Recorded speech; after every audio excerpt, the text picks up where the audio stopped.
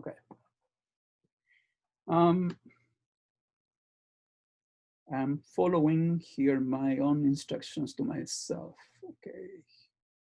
So to begin the class today, I want to show you a video that I found about Tegucigalpa.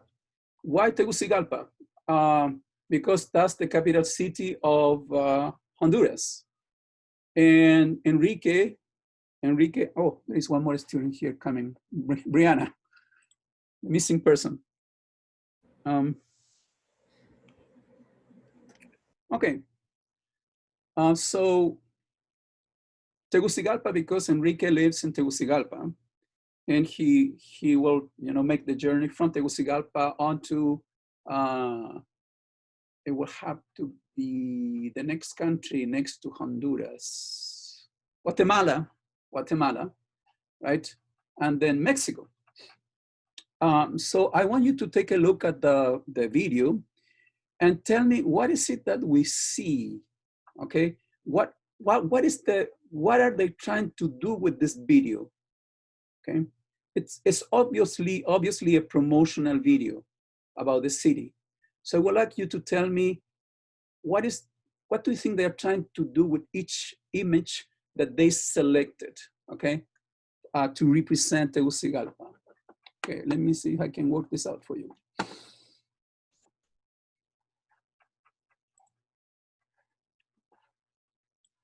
And then work for us.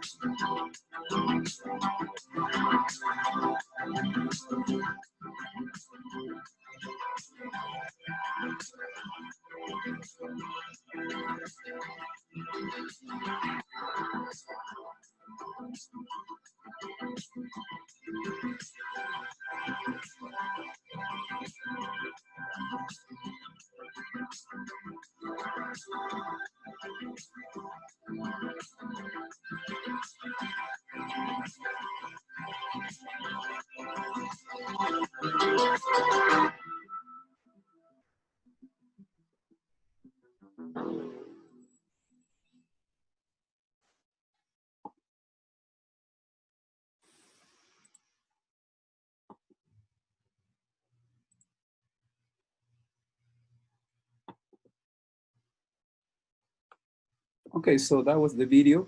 Now focus on one image in particular and tell us what you think was the reason for the inclusion of that specific image that you saw in the video. It is indeed a promotional video, but what does it mean, that a specific segment for you? Let's say Fernanda.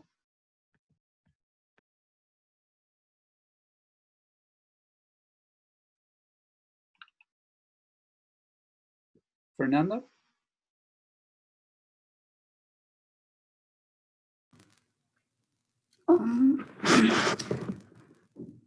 I couldn't really see it well. Oh, really? Okay. Yeah, I hope you're looking at this, on a computer, because you need the big screen most likely. Marlo. The statue of Jesus. Prominent, right? Yeah. Prominent. It shows like the religion and like the culture. Yeah, they're trying to make clear that they have, there's a connection here between Catholicism, right? Jesus, right, present, and like overviewing the city, protecting the city, maybe looking towards the future and the city and so on. Yeah, I think that was important. I was gonna. I'm sorry, go ahead. I said I was just gonna piggyback off of what Marlo said and include the churches and everything goes hand in hand with their religion and how it's very important for them and their culture. Yeah, it seems that also they are trying to show you the colonial architecture and relating the colonial architecture to the culture of Tegucigalpa, okay?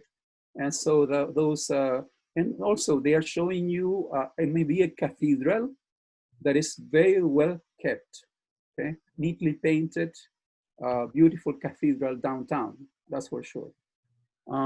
So Cindy, but not everything was about religion.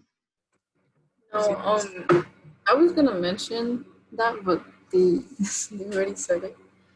But I was gonna mention how they showed like the buildings, the city buildings. What were they like, the buildings? Like they were, I guess they want to show like diversity and how, even though they have like rural areas, they also have, like even though they have like countryside areas, they also have like city areas. So if you're not comfortable on one side, you can always be in the city, I guess. And they showed like the buildings were nice, tall, big buildings. Okay.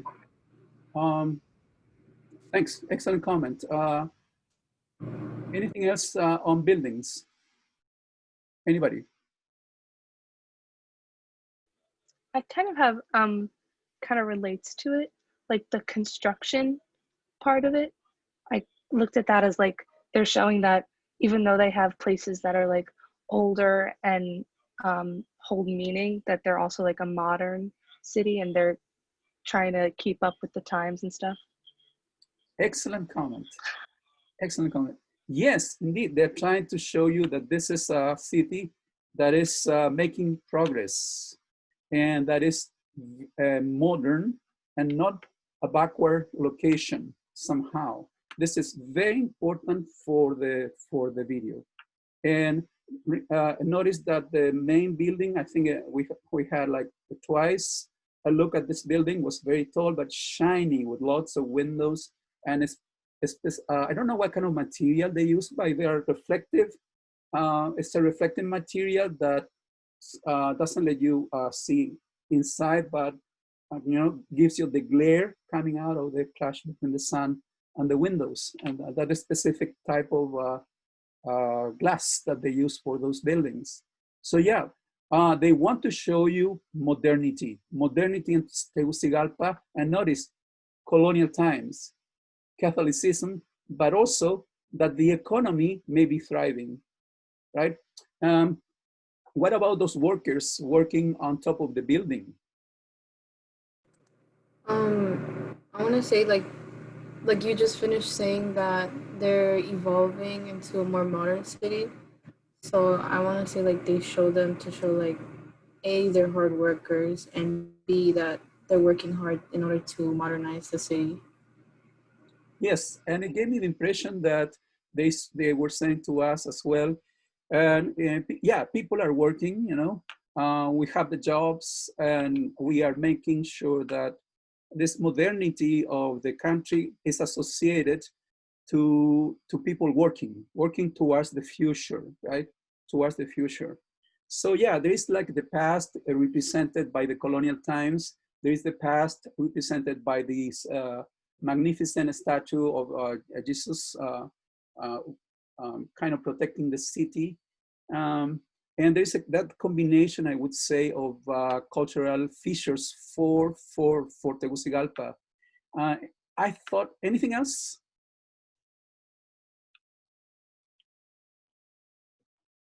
It's a city with a lot of green, it seems, hidden by the video that which we saw, but it's very hilly too, right?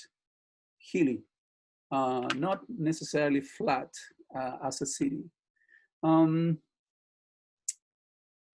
thing that I could comment on is that they did not pay much attention to people, unless you take you remember the workers on top of the building, and this kind of ghosts that from time to time show and then move very fast, and we barely can see them.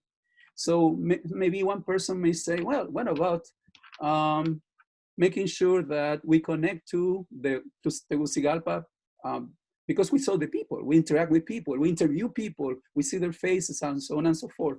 So that's kind of funny, because they are kind of concentrating on buildings, stuff, but not human beings, right? In the video, I thought.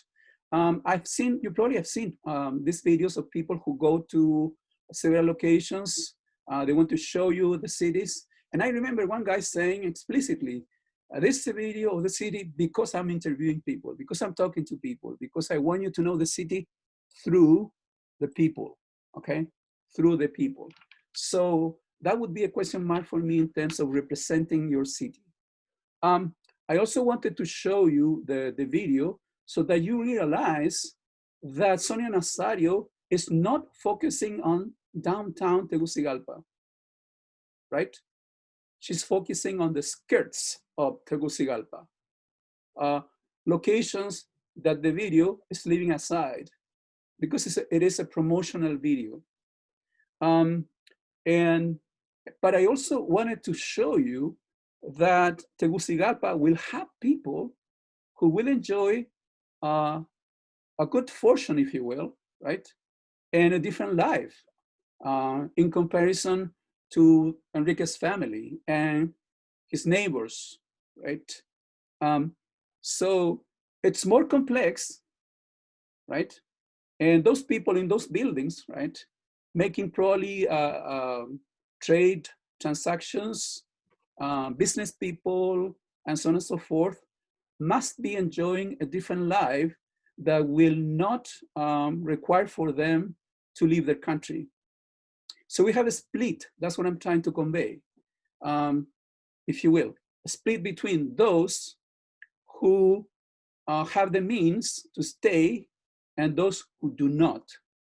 Those who may travel abroad, right? Get on a plane and get an excellent education because they have the means, And then we have this extreme situation of folks like Enriquez's, right?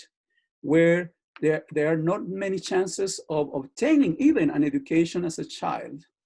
So we need to see the contrast, right? We need to see that Nazario is forced somehow to show us the invisible side, if we think of the video, the invisible side of the country, right? Maybe as a tourist, we would like to go to the nicest side of the country, right? And be exposed to that. And usually as a tourist, we go abroad because we want to enjoy life and be sort of on a vacation, which is totally understandable, right? But Sonia Nazario is not inviting us to do that. And that's a complication for the class, I would say. If you want to go on vacation, she's saying to us, I'm sorry guys, but I'm going to present you with crude reality and crude facts and different difficult lives, okay? And for several reasons, as you know. Any questions?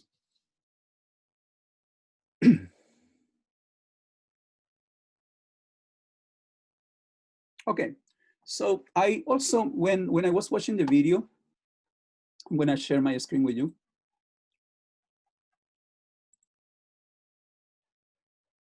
I also thought that we should initially take a look at, I hope not to make a mistake here. To take a look at the map, because if not, we are lost in space. So I hope I'm able to show you here more of the map. Of course, here we have, you have South America. Let me see. Do you see it? Central America, I mean, South America. Okay, and then we have Central America, right? Mexico, and the United States and Canada, the Americas. Okay. So we're talking about Central America initially. So we have the Caribbean Sea, Gulf of Mexico, the oceans, right? And that's what I was saying, Honduras, right there. For those who know Spanish, you know that the H is silent. So in Spanish, it would go Honduras, Honduras, no H. And here we have Tegucigalpa, right? Tegucigalpa. So we have next to it El Salvador, and then Guatemala. So Enrique didn't have to go, I guess, over to El Salvador, but cross the border and go into Guatemala, and then Guatemala City, right? That's the capital city of Guatemala. So we have Tegucigalpa, Guatemala City. And then if we continue on, the first state in Mexico that he will have to get acquainted with will be Chiapas. That's the way you say it in Spanish. Chiapas. There is no other way of saying it. Chiapas. Okay. Notice that we see a park right here. So it's a beautiful location, actually. Okay. Very important. Indigenous communities reside in Chiapas, and it's been in the news like in the 90s, 80s, because of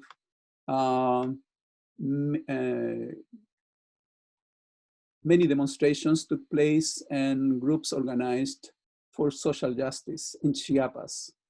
So it's not only then, this is the basic fact, right? More or less, Guatemala, then you find your way, right, to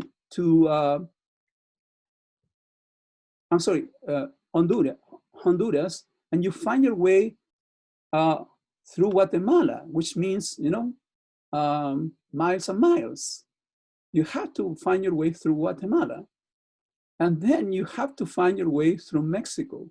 So it's not only your own country, right? Honduras, because you're in Tegucigalpa.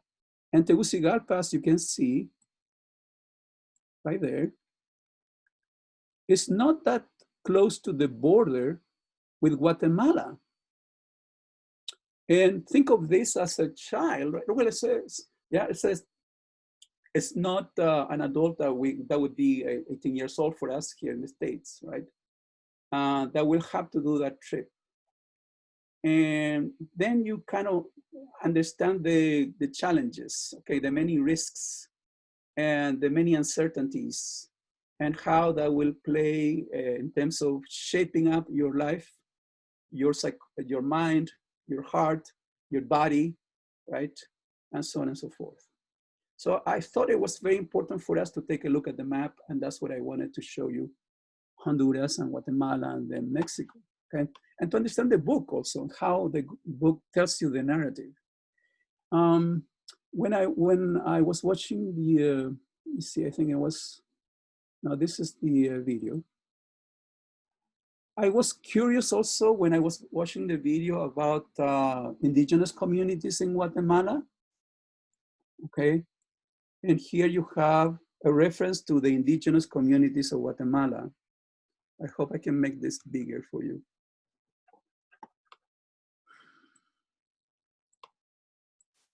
So I hope you can see it.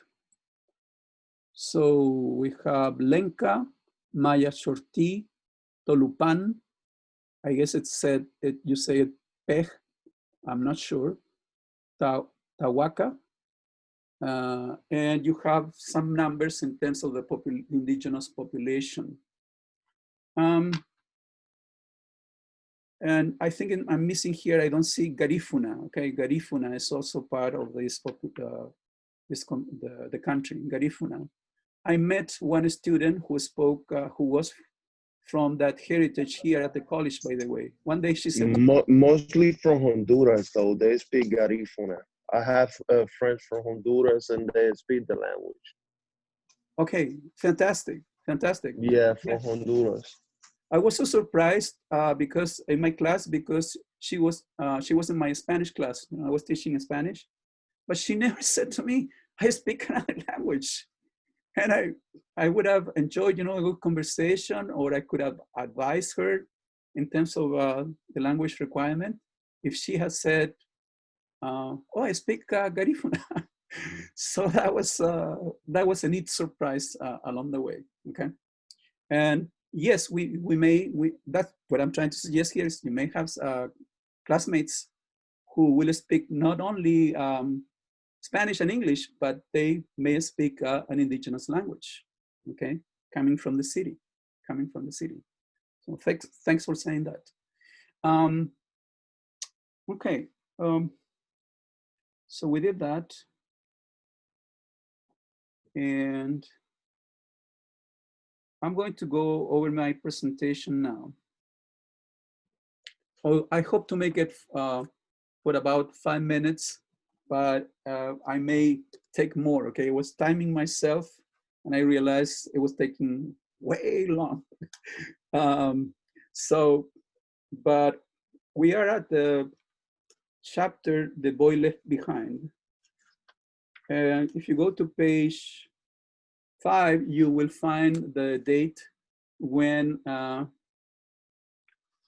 Lourdes will leave Tegucigalpa. It says, page 5, January 29th, 1989. His mother steps off the porch and she walks away. So that's the date, the precise date when she leaves the country.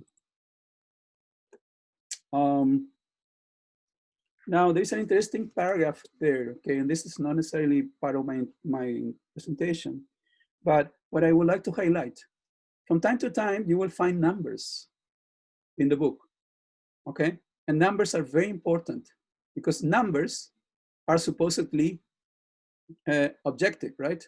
You count and you come up with your numbers and statistics.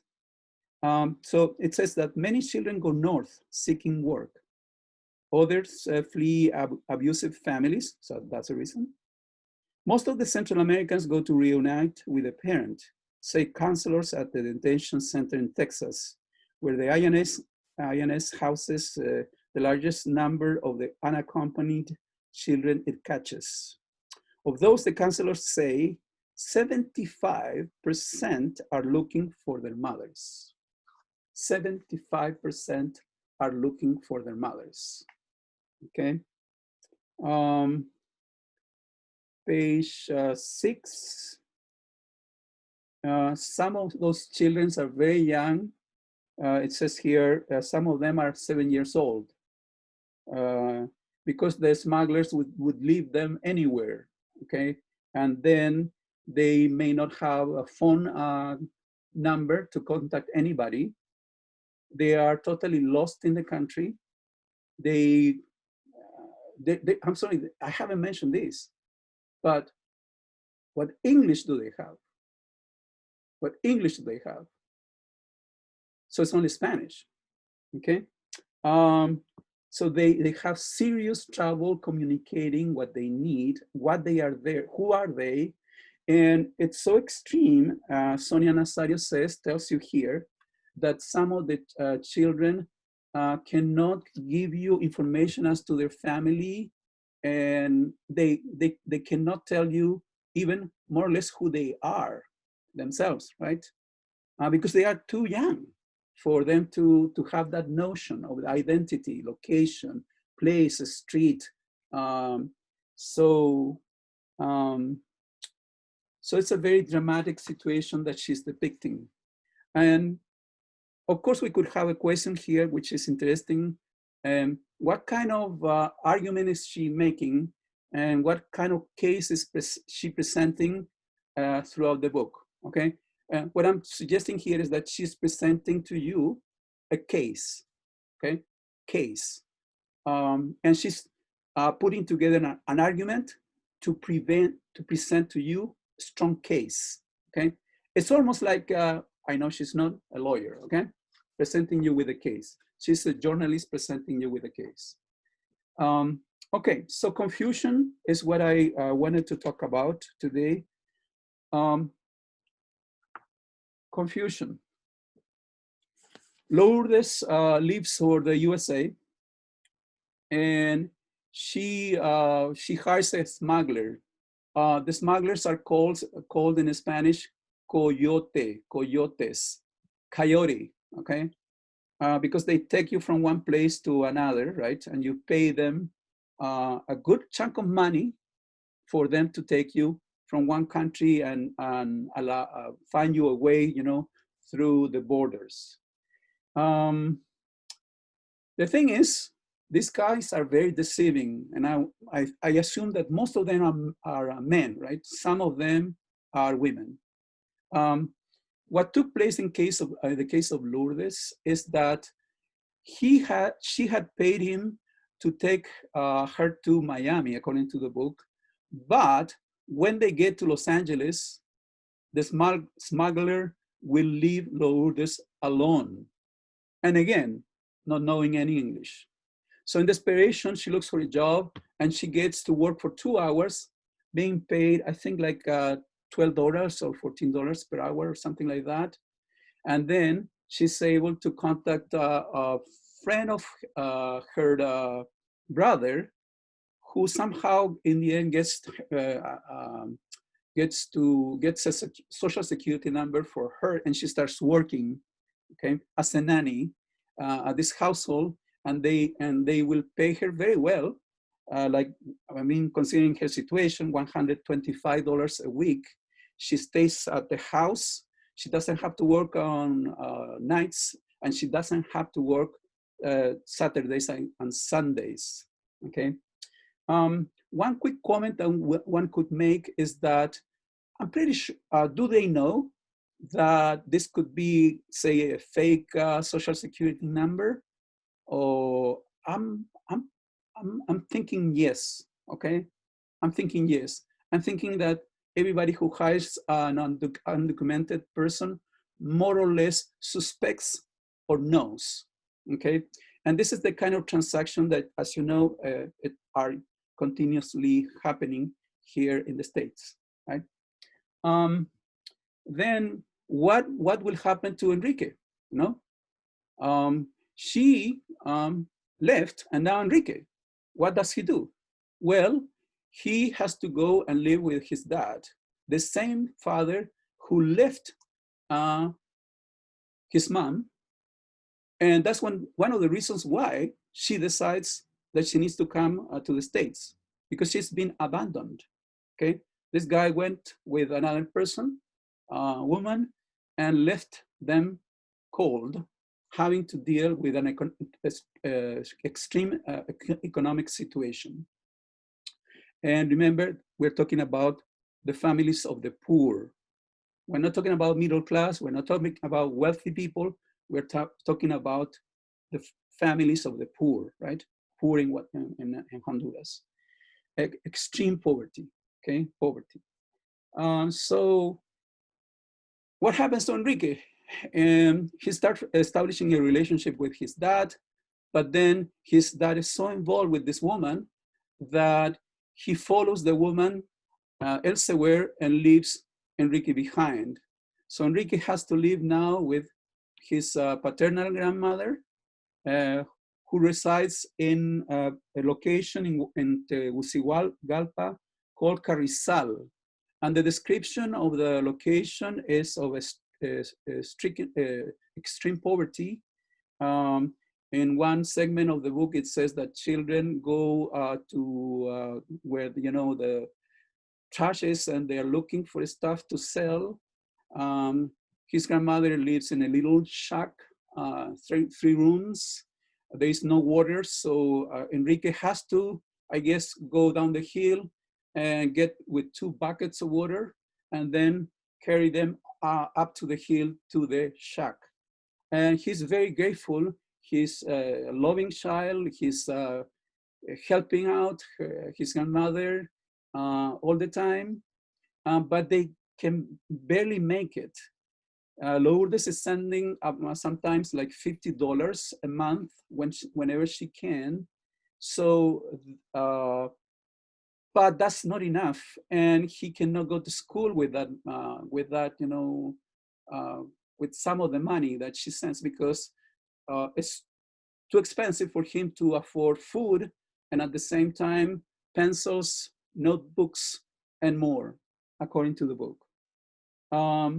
So he starts growing up, and one way to survive is for him to go out and start selling spices in the street, okay?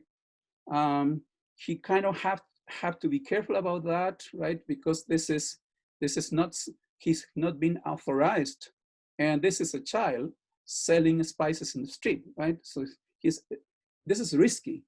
And in addition, I wanted to make a comment here about informal economy. In Spanish, we call it la economía informal, okay? Which, in my view, it's deceiving language to talk about poverty.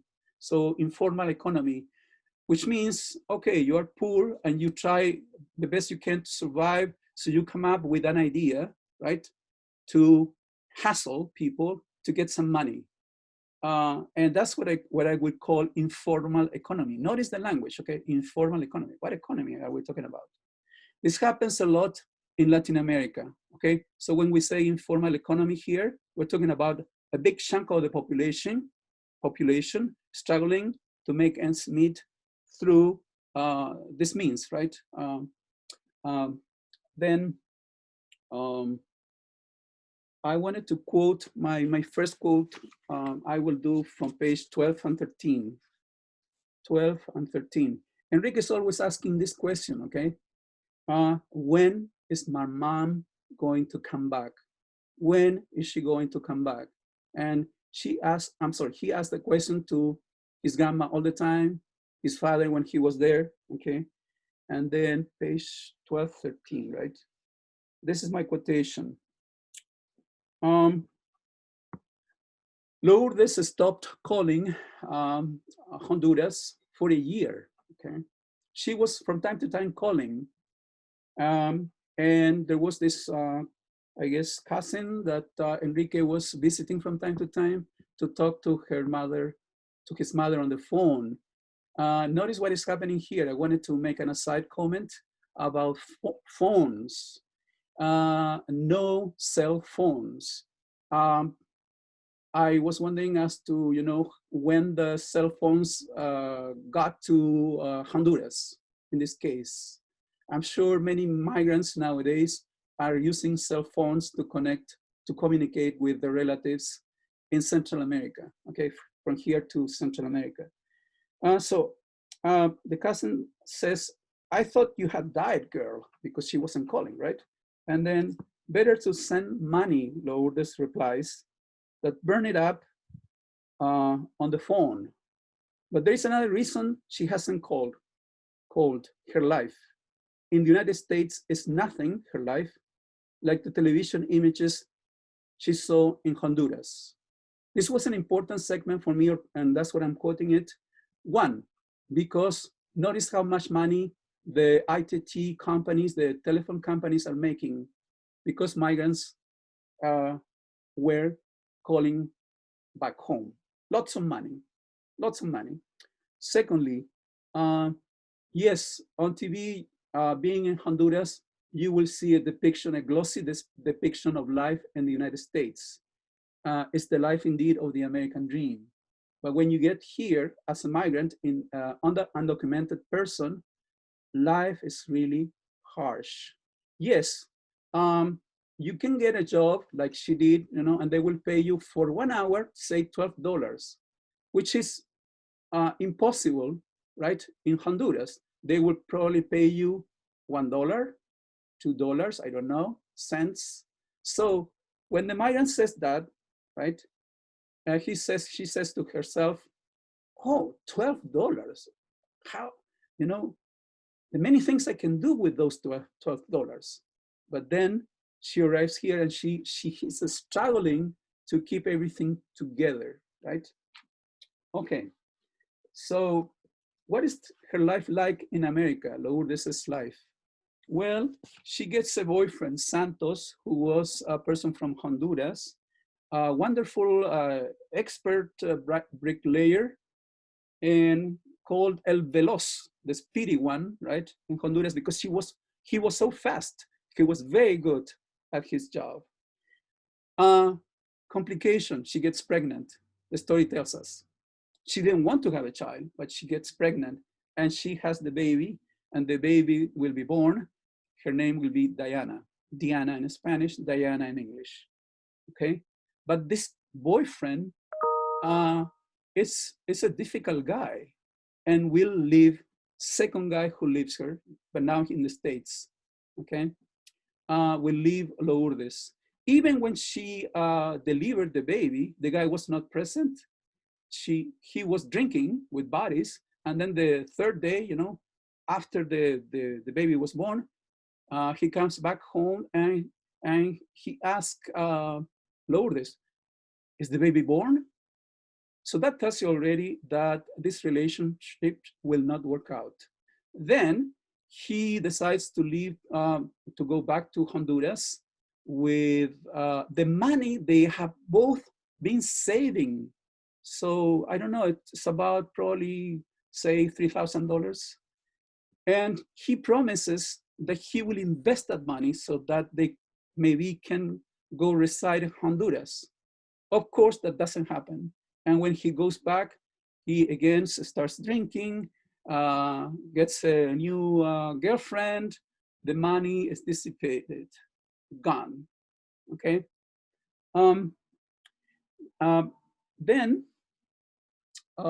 So that was one complication. She needs to survive again on her own, and she starts trying to get jobs. So this is one job, being a fichera at the bar. Fichera, that's the word that the book uses, okay? And then she will be cleaning houses. But there was one complication with fichera. Fichera is a woman who at this bar will sit at the table and wait for guys to come over and sit. And she has to lure them so that they start drinking, right? She's having a conversation with them. But this is kind of risky territory for her because what is the role that she's actually playing in that bar? Is that clear cut? That she's only to be there, you know, talking to them? So she feels like ashamed, and she doesn't want for anybody to see her at the bar, you know, anybody who might know her. So she quits the job for that reason. Um, there was also an important moment prior to this. She quit the first job that was good when she was babysitting, when she was the nanny for that couple. That was a good job. How come she lost that job? Because she quit. Why did she quit that job? Because the baby she was taking care of, the girl, I'm sorry, was 3 years old. And anytime she was like feeding the girl, you know, she was only remembering Belki, or she was always remembering Enrique. So emotionally, she just couldn't take it. And she had to quit the job that she had. But so we have 2 times that happening, right? I just want to more or less finish with this. She decides, well, Santos is gone. I think I can make it on my own. I'm getting these jobs. But then how do I do it so my kids come to the States finally? Because that's the only way we are gonna get this solved. Well, she decides, I'm gonna become a resident of the States. So she files the papers, paying $3,500 to somebody, and the papers are processed, but her application is rejected.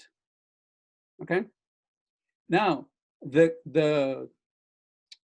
grueling part of the story comes next, because there is this woman that shows up saying, I am an attorney, and she presents herself as Gloria Patel. So we're talking about a Latina, okay? Gloria Patel. And she says to the migrants, if you work with me, I can make sure that in a couple of months, you'll get your residence. But of course you need to pay me, okay? And this is not cheap for me to process. And what happens is that after the Lourdes and I think 4 more migrants pay her like $1,000, this woman disappears. Of course she disappears, okay? They trusted her because she looked the part, and she also had a location, her office, where the Guatemalan embassy was. So I thought, the migrants thought, okay, if she's got the office right there, right? This is safe, and this is a person who is speaking truth to us. My comment would be here that notice what is happening. How many people like this Gloria Patel we have in the States sucking the blood out of the migrants? I think there must be a good number of them, okay? I think there must be a good number of them. So, I mean, I live in New York City, and like as I comment, we see that a lot. Just that last part that you was talking about, people that come up to immigrants without papers, giving them hopes, and at the end of the day, all they want to do is take their money away and disappear.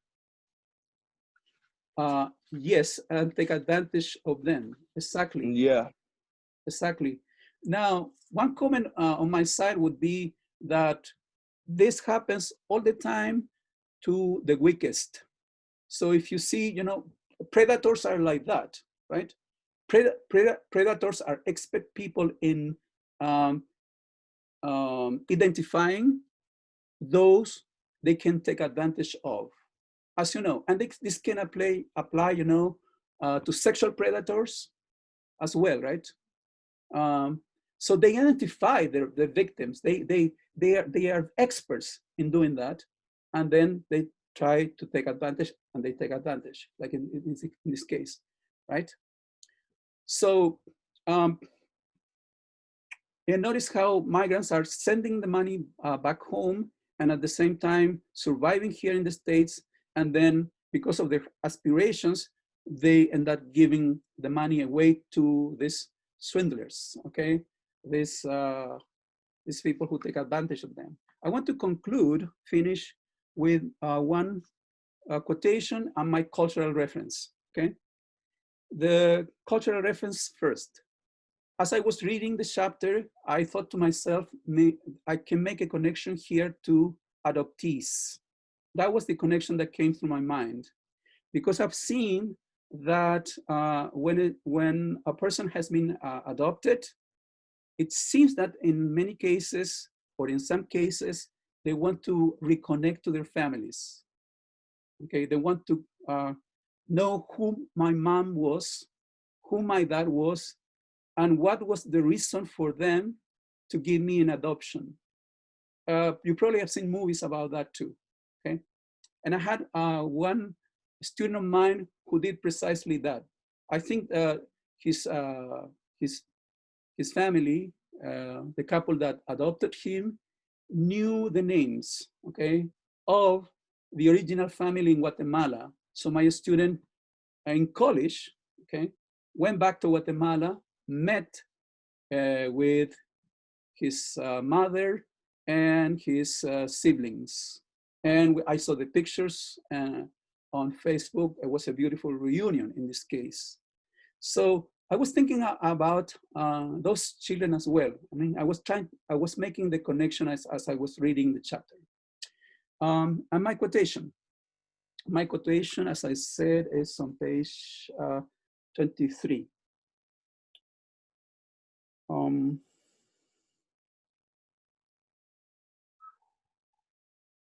In any event, she has not saved enough. This is Lourdes, of course. The cheapest coyote, immigrant advocates say, charges $3,000 per child. That's a lot of money. Female coyotes went up to $6,000. I have no idea why they would, hike it up to $6,000. A top smuggler will bring a child with commercial flight for $10,000. She must save enough to bring both children at once. If not, the one left in Honduras will think she loves him or her less. So guys, that's the end, right? Guys, this is an industry. We're talking about an industry, a whole complex of people making money out of this situation. And the book doesn't have to give you a whole argument about that. Like in passing, Sonia will give you the information and then you need to reflect on it. But she's telling you much more than what appears at first. That's what I'm trying to suggest here, okay? So if you read a line or between the lines, you'll get more information if you start thinking about it. And that's my hope for you as you read the chapters. Okay, I've said my piece, more or less. I would like now to, any questions? If not, I'd like to ask you a couple of questions.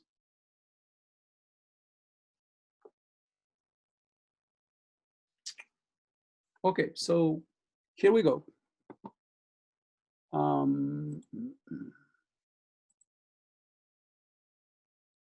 You should be seeing the poll.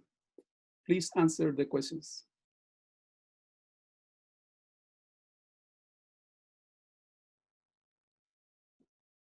The first question is, do you have the book, Enrique's Journey? I need to know. And it's anonymous, so no major complication. Number 2, how did Sonia Nazario arrive to the idea of writing her book? I gave you 3 choices.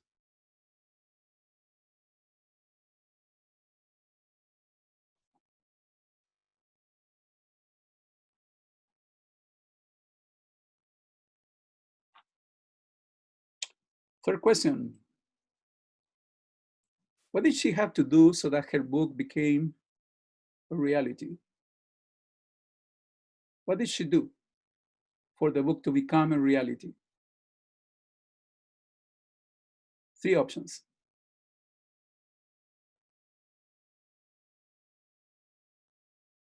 And finally, what did she learn after she finished her investigation reporting?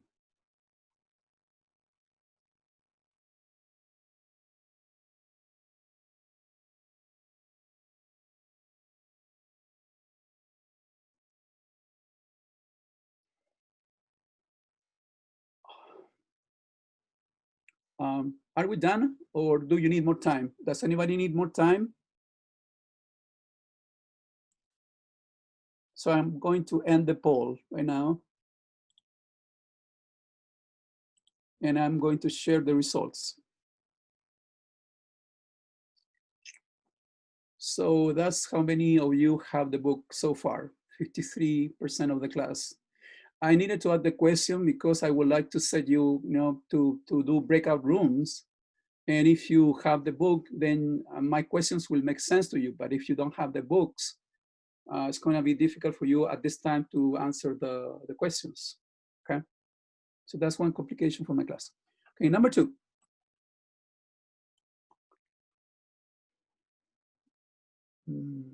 The correct answer is, oh, I misspelled separation.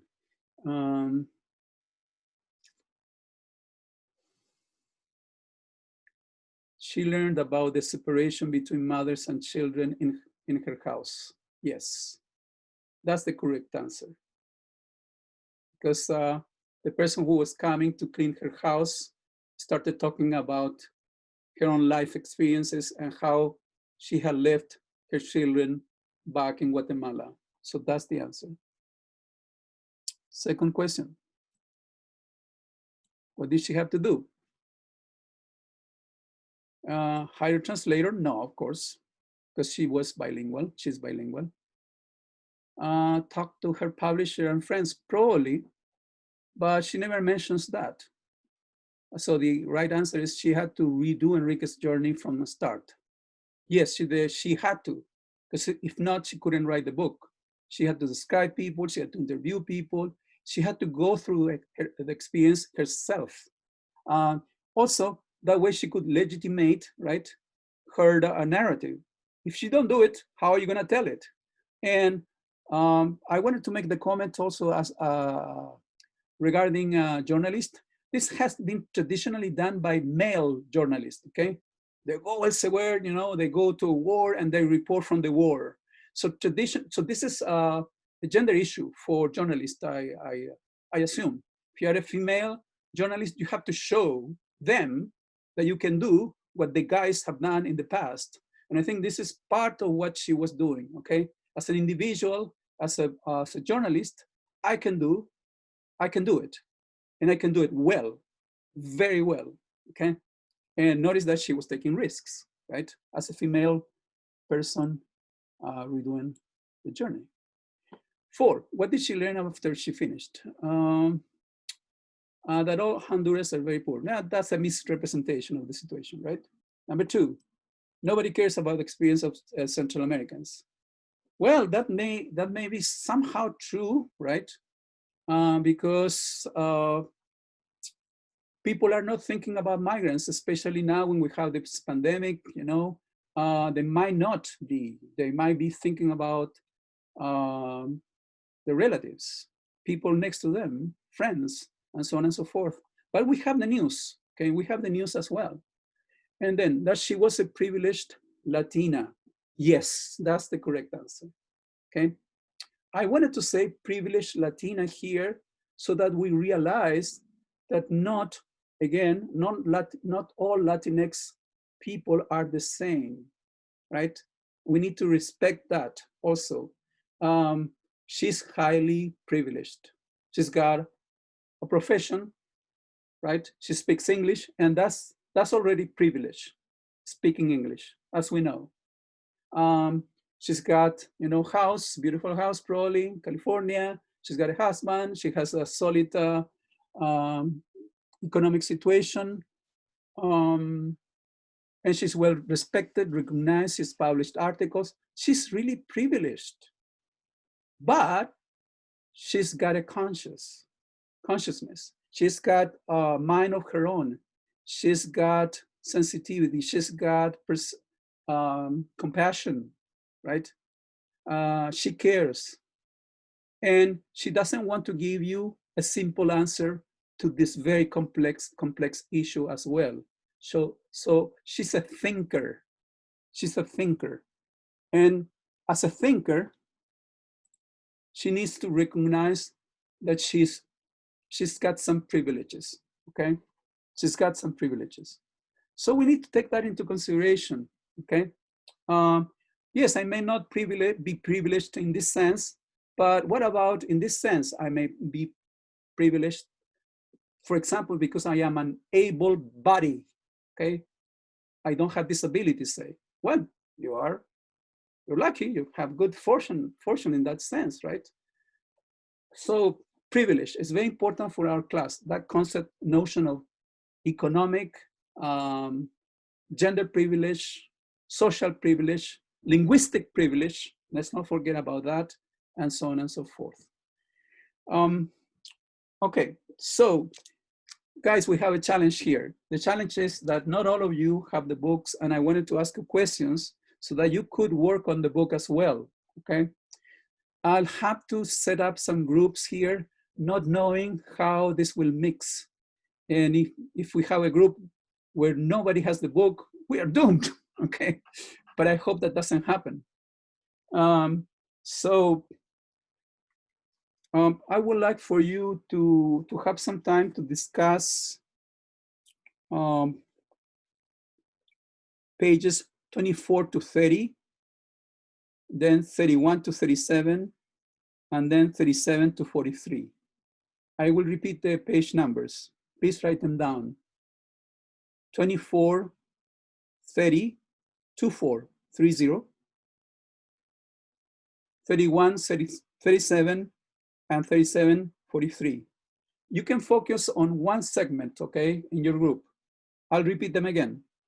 24, 30, that's rebellion. 31, 37, addiction. And then 37, 43, that's an education plus 2 short segments, okay?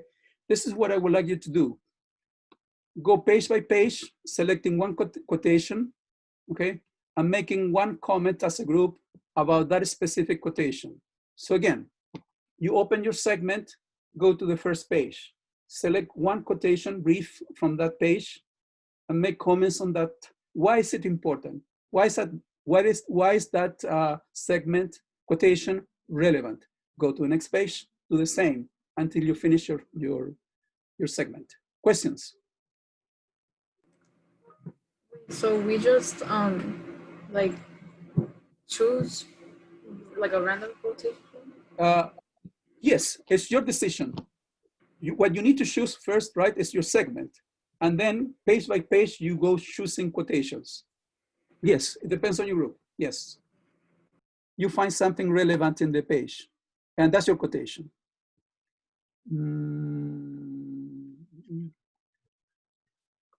Is this for discussion on next class, or would you like us to write it down? This is for discussion now, but guys, I'm missing my breakout rooms here. Let me see. Okay, here I found them. So it's for discussion now. At what time do we finish? Do we have 10 minutes? No. It's supposed to be for next class. This class finished 20 minutes ago. No. Yeah, I have. Yeah, 20 minutes This ago. class ends at 12:20. Oh, I need to pay you extra. Oh my goodness. Okay, I owe you this minute. Guys, I owe you this minutes. Next time, I'll cut it short somehow, okay? Sorry about this. Sorry about this. That's okay. Okay, and thank you so much for staying with me. So I'll see you Monday. Okay, we'll come Thank back. you. Thank you. Take care. Thank you. All right. Have a nice weekend. You too. Bye.